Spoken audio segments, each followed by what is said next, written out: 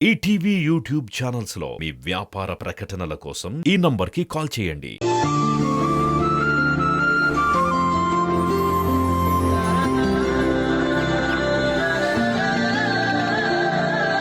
నువ్వేం లేదు అని చెప్తున్నావు కానీ నందు ఎందుకో చాలా డల్ గా లోన్లీగా కనిపిస్తున్నాడు. లోన్లీగానా? అలా ఎందుకు అనుకుంటున్నావు? అతని మొహంలో ఎందుకో ఆ ఫీలింగ్ కనిపిస్తోంది. అలాంటిదేం లేదు ఆరోహి, నేను చెప్తున్నాను కదా.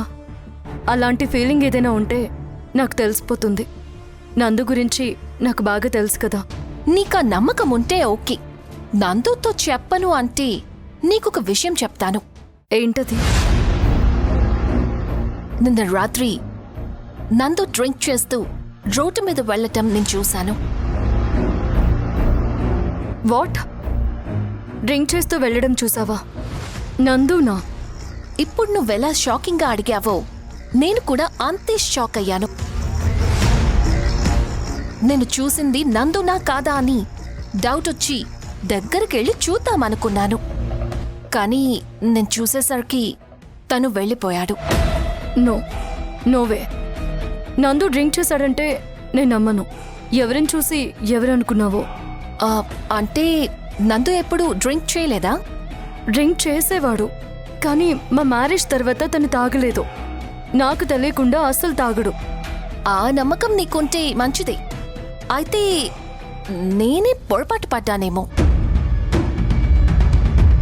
కానీ ఇలా అన్నాను అని నందుకి చెప్పకు, బాగోదు. It's okay. అన్నట్టు నీతో ఒక విషయం మాట్లాడాలి. నీకు ఒక ఇంపార్టెంట్ ప్రాజెక్ట్ అప్పగించాలి అనుకుంటున్నాను. అది చేయాలి అంటే నీ ఒక్కదాని వల్లే అవుతుంది. ఏంటది? చెప్తాను, కానీ దానికంటే ముందు నువ్వు నాకొక మాట ఇవ్వాలి. అప్పుడే నేను ఈ ప్రాజెక్ట్ నీకు అప్పచెప్తాను. ఏంటది? నందుకి ఈ ప్రాజెక్ట్ గురించి ఏం చెప్పకూడదు. సీక్రెట్ మెయింటైన్ చేయాలి. నందుకి తెలియకుండానా? ఎందుకు? అది చాలా ఇంపార్టెంట్ మ్యాటర్. వివిఐపీలు వస్తారు. వాళ్ళని డీల్ చేయాలంటే చాలా రహస్యంగా జరగాలి మేఘనా. ఏదైనా చిన్న విషయం లీక్ అయితే పరువుతో పాటు ప్రాణాలు కూడా పోతాయి.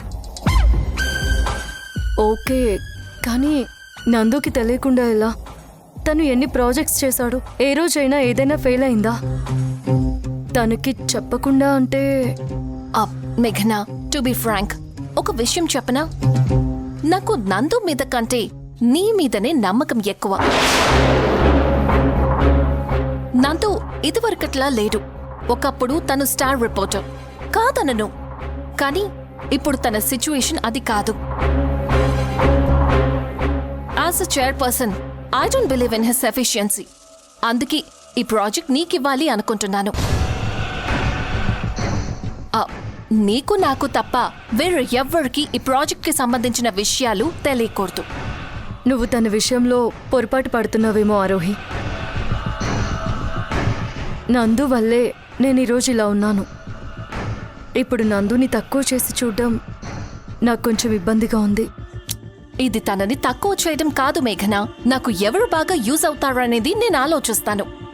నా సీట్లో ఉండి ఆలోచిస్తే నీకు కూడా తెలుస్తుంది that my decision is right అని.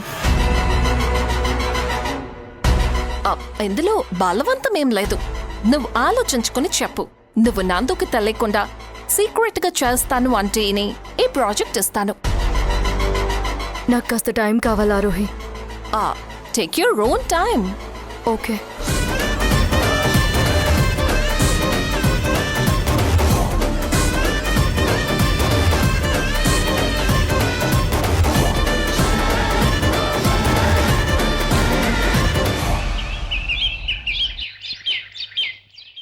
అవును సులోచన, వీడు మాటిచ్చాడు కదా, మరి మేఘనతో ఈ విషయం గురించి మాట్లాడుంటాడంటావా? నాకు తెలిసి ఇంకా మాట్లాడుండడేమో అత్తయ్య. అదేంటి? ఖచ్చితంగా నీ కోరిక తీరుస్తానని చెప్పాడు కదా, ఇంకా ఎందుకు ఆలోచిస్తున్నాడంటావు? అత్తయ్య, రాత్రికి రాత్రే అంతా మారిపోదు. ఈ రోజు ఒప్పుకోగానే రేపు అద్భుతాలు జరిగిపోయి అంతా మనం అనుకున్నట్టే జరుగుతుంది అంటారా? కొంచెం టైం పడుతుంది. వాడికి కూడా మనం టైం ఇవ్వాలిగా అత్తయ్య. ఏం టైం ఇవ్వడమో ఏంటో. నాకేం అర్థం కావటం లేదు. మా కాలంలో ఇలా మాట్లాడడం, పర్మిషన్లు తీసుకోవటం ఇలాంటివేమీ లేవమ్మా. పెళ్ళయ్యాక పిల్లల్ని కనాల్సిందే.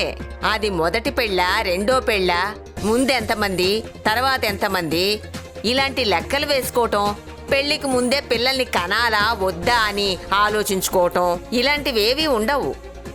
అందరూ ఒకేలా ఉంటే అందులో గొప్పతనం ఏముందత్తయ్యా? కాలంతో పాటు ఆలోచనలు మారుతున్నాయి. జనరేషన్కి మనసులో చాలా మార్పులు వచ్చాయి.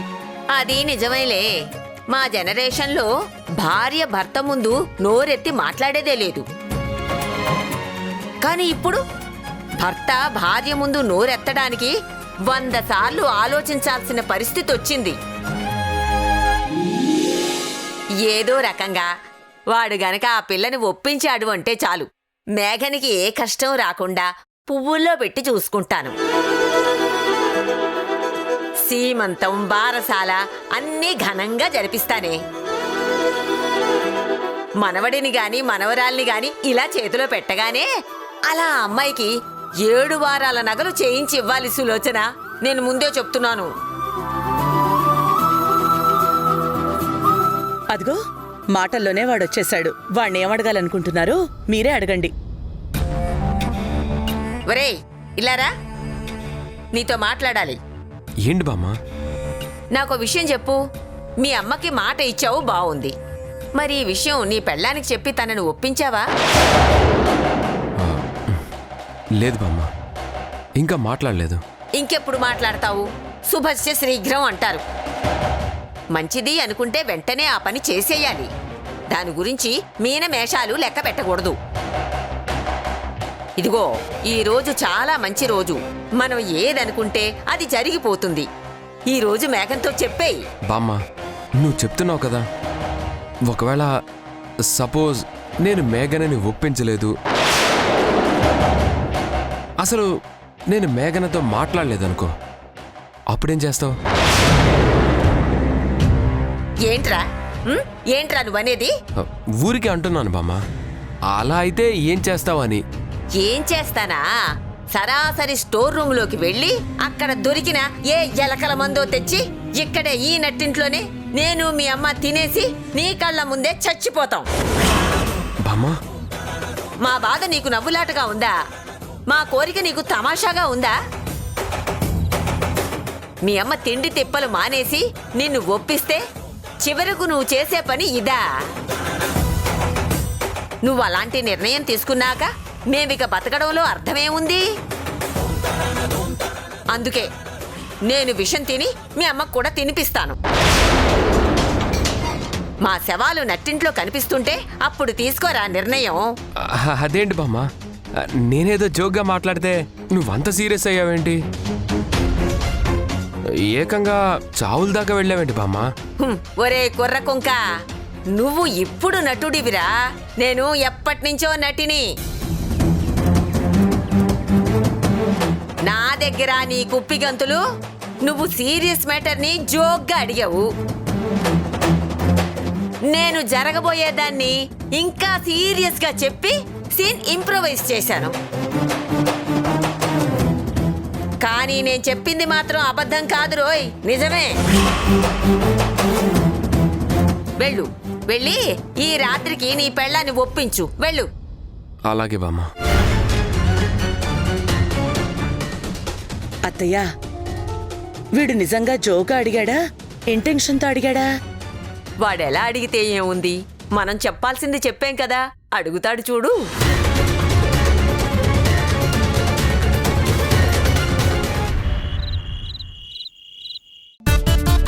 బామ్మ అంత సీరియస్ అయింది అంటే ఈ మ్యాటర్లో అమ్మవాళ్ళు చాలా సీరియస్గా ఉన్నారు. ఇప్పుడు మేఘనని ఒప్పించడం తప్ప వేరే దారి లేదు. కానీ ఎలా అడగాలి? అడిగితే తనేమనుకుంటుంది? మాట తప్పిన వాడు నా దృష్టిలో మనిషే కాదు అని మొహాన చెప్పింది కదా, ఏం చెయ్యాలి?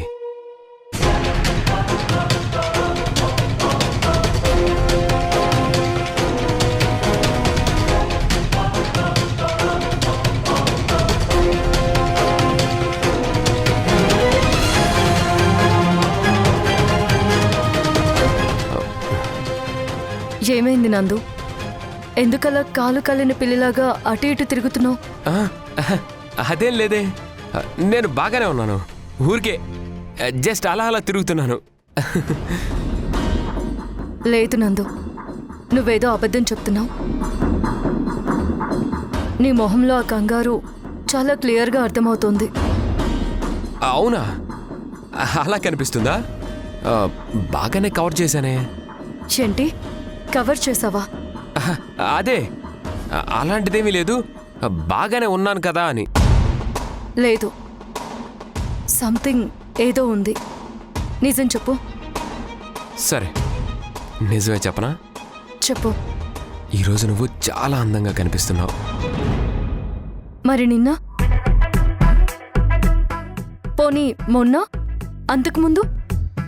మేఘనా, నువ్వు నన్ను ఆడుకుంటున్నావు కదా. మరి లేకపోతే ఏంటి? ఈ రోజు అందంగా కనిపించాను అంటే దాని అర్థం ఏంటి? అంతకుముందు బాగాలేను అనే కదా.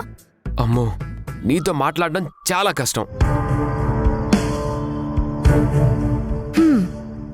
ఏంటి, అలకా? అలా కాదు, భయం. ఎందుకు? ఎప్పుడు ఎలా ఉంటావో అర్థం కాదు, అందుకే. నిజంగా ఈ మధ్య నీతో సరిగ్గా మాట్లాడింది లేదు. ఇంట్లో అమ్మ అలిగి కూర్చుంది. నేను బయట బిజీలో అసలు అమ్మని పట్టించుకోవడమే మానేశాను. నువ్వు చెప్పేదాకా అమ్మ పరిస్థితి నాకు తెలీదు అంటే అర్థం చేసుకో మేఘనా. నాకు తెలుసు నందు, ఈ మధ్య నువ్వు సరిగా ఉండడం లేదు. ఎప్పుడు ఏదో ఒక టెన్షన్లో ఉంటున్నావు. దానికి తోడు అత్తయ్య మామయ్యలు వచ్చాక నిత్య విషయంలో కూడా కాస్త డిస్టర్బ్డ్గా ఫీల్ అయ్యావు. నేనే నీతో మాట్లాడాలి అనుకున్నాను నందు. ఎందుకు అలా ఉన్నావు? ఎప్పుడూ లేంది రాత్రిపూట బయటికి వెళ్ళి లేట్గా రావడం, ఫోన్ చేస్తే సరిగా రెస్పాండ్ కాకపోవడం, ఇలా చెప్పుకుంటూ పోతే చాలా చాలా ఉన్నాయి. అవన్నీ చెప్తే నీకు కంప్లైంట్ చేసినట్టుగా ఉంటుంది. అమ్మో, చిట్టా విప్పితే నేనే చాలా విషయాలకి సమాధానం చెప్పాలి. ఈ విషయానికి ఎలా చెప్పాలని అర్థం కావడం లేదు. ఇప్పుడు అవన్నీ అడిగితే ఏం చెప్పాలి? ఒక్క విషయం చెప్పు నందు, నా విషయంలో నువ్వేదైనా బాధపడుతున్నావా? నేనేమైనా నిన్ను ఇబ్బంది పెడుతున్నానా? మేఘనా, నాకు ఈ ప్రపంచంలో నువ్వు తప్ప ఎవరూ లేరు నందు. ఒక ఆడదాని జీవితం పెళ్లితో మొదలవుతుంది అంటారు. అలా మొదలైన నా జీవితం అర్ధాంతరంగా ముగిసిపోయింది.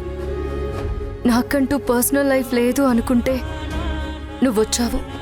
నీ అల్లరి పనులతో, నీ నిజాయితీ గల ప్రేమతో నా మనసులో మళ్ళీ ఆశలు పుట్టించి లేదు అనుకున్న జీవితం చాలా ఉంది అని నిరూపించావు నందు.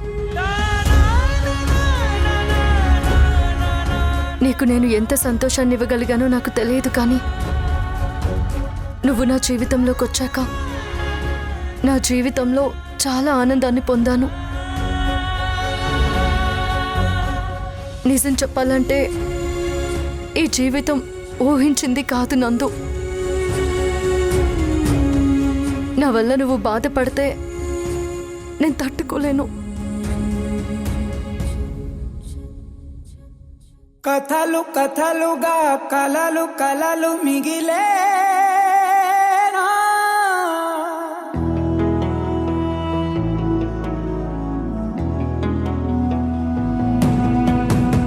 కథలు కథలుగా కలలు కలలు మిగిలే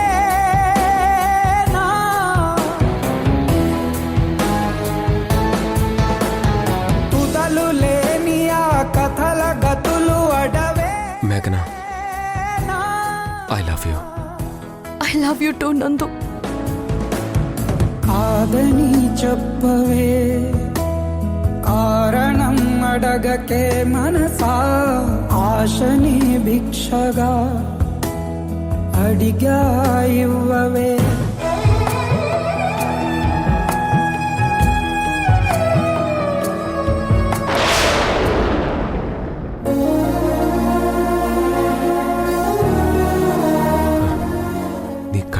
చూసి నేనేమీ చెప్పలేకపోతున్నాను మేఘన. నా మీద ఇంత ప్రేమ పెంచుకున్న నీకు ఇచ్చిన మాట తప్పానని ఎలా చెప్పేది?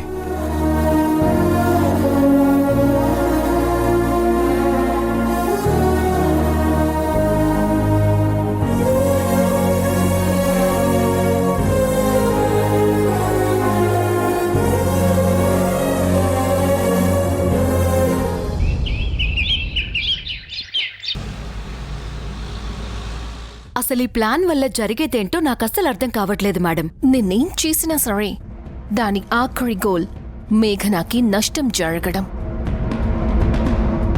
దాని జీవితం నరకం అవ్వడం. అదొక్కటే కదా నా టార్గెట్. ఇప్పుడు నందుకి మేఘనాకి మధ్య గొడవలు పెంచి వాళ్ళని విడదీయాలని చూస్తున్నాను. అదే నా టార్గెట్. కానీ ఇద్దరికీ ఒకే ప్రాజెక్ట్ ఎందుకు ఇచ్చినట్లు?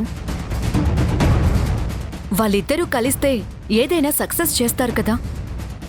ఇద్దరూ కలిస్తే సక్సెస్ చేస్తారు, కానీ నేను ఒకరికి తెలియకుండా ఇంకొకరికి ఆ ప్రాజెక్ట్ ఇచ్చాను.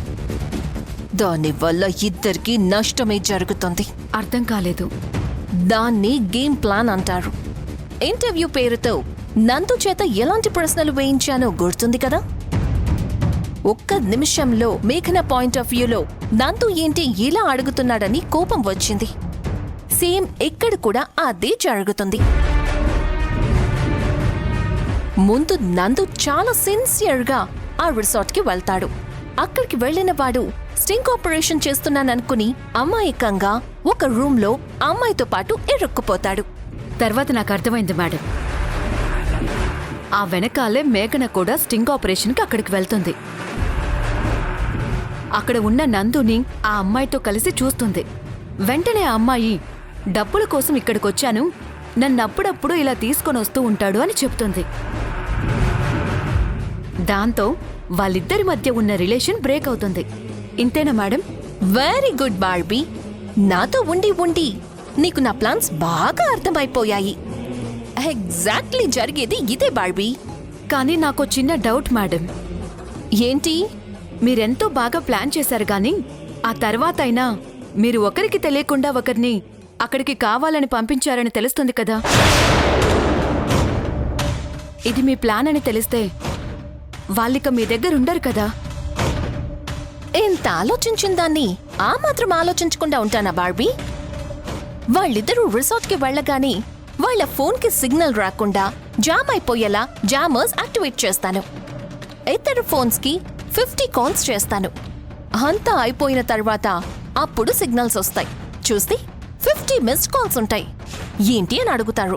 అయ్యో, ప్రోగ్రాంలో చేంజ్ వచ్చిందని చెప్దామంటే మీ ఫోన్స్ కలవట్లేదు అంటాను. నా మీద బ్యాడ్ ఇంప్రెషన్ రాదు, కానీ అప్పటికి జరగాల్సింది జరిగిపోతుంది. ఎలా ఉంది నా ప్లాన్?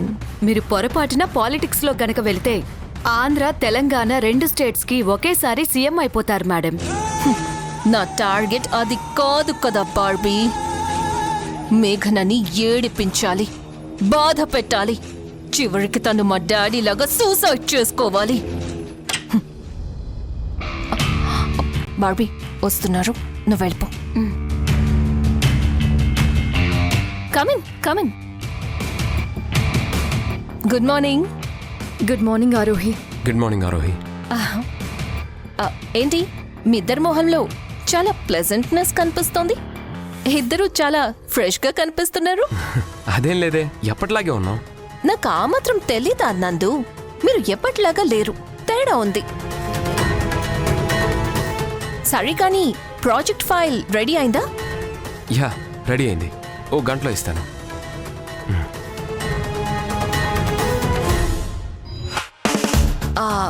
ఏంటి మేఘనా,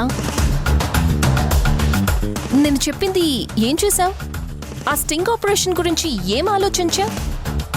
ఈరోజు చెప్తాను అన్నావు కదా. లేదు ఆరోహి, నా వల్ల కాదు. అదేంటి, ఎన్నో సక్సెస్ ఆపరేషన్స్ చేసి ఇప్పుడు కాదంటున్నావేంటి? నందుకి తెలియకుండా చేయాలంటే నాకెందుకో నచ్చడం లేదు.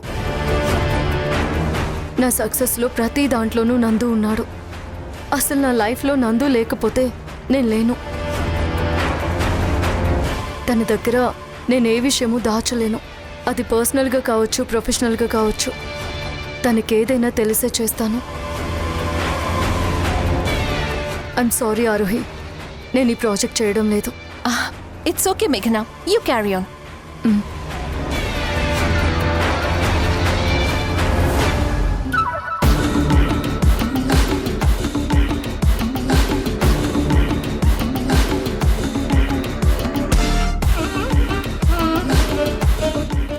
నందు, నువ్వు ప్రాజెక్ట్ టేకప్ చేస్తున్నావు కదా, రెడీనా? Yes, I'm ready. ఇది చాలా సీక్రెట్ మిషన్, ఎవరికీ తెలియకూడదు, చివరికి మేఘనాకి కూడా. పర్సనలే, ప్రొఫెషనలే ఆరోహి. ఎట్టి పరిస్థితుల్లోనూ మేఘన్కి చెప్పను. ఓకే నందు.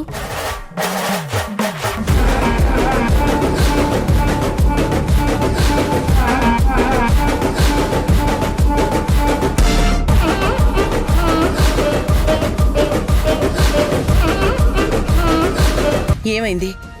ఆఫీస్లో ఏమైనా సమస్య? ఆఫీసులో ప్రాబ్లం లేదు, ఆఫీసులోనే బాగుంది.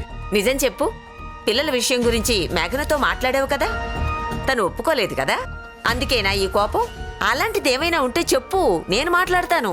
మీరు మాట్లాడడానికి ముందు నేను మాట్లాడాలి కదా.